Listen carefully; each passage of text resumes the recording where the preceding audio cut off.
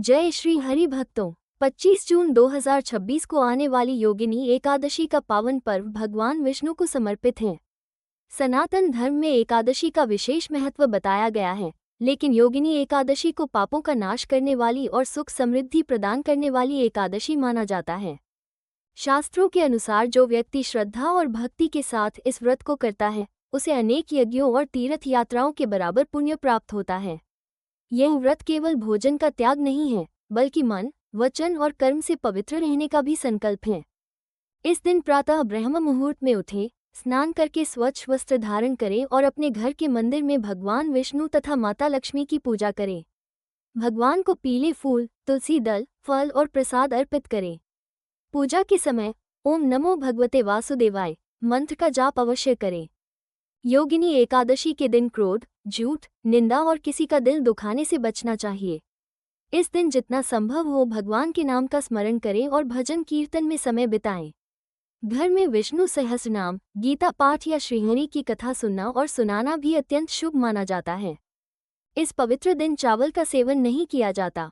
जो लोग व्रत रखने में सक्षम हो वे फलाहार करें। यदि स्वास्थ्य कारणों से पूर्ण व्रत संभव न हो तो सात्विक भोजन ग्रहण कर सकते हैं और भगवान का ध्यान कर सकते हैं।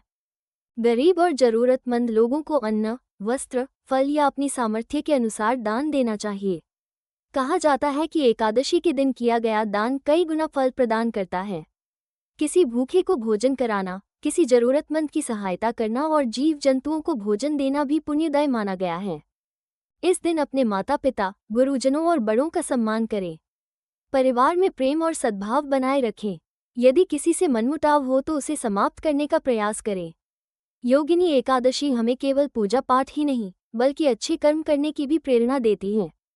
शास्त्रों में वर्णन मिलता है कि योगिनी एकादशी का व्रत करने से जीवन की अनेक बाधाएं दूर होती हैं, मानसिक शांति प्राप्त होती है और भगवान विष्णु की विशेष कृपा बनी रहती है।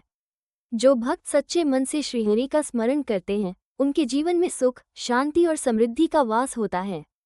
अगले दिन द्वादशी तिथि में स्नान और पूजा के बाद विधिपूर्वक व्रत का पारण करें। पारण करने से पहले भगवान विष्णु को भोग लगाएं और उनकी कृपा के लिए प्रार्थना करें। आइए, हम सभी इस पावन योगिनी एकादशी पर भगवान विष्णु की भक्ति करें, अच्छे कर्म करें और अपने जीवन को सकारात्मक विचारों से भर दें। बोलिए श्री हरि विष्णु भगवान की जय, माता लक्ष्मी की जय। राधे राधे।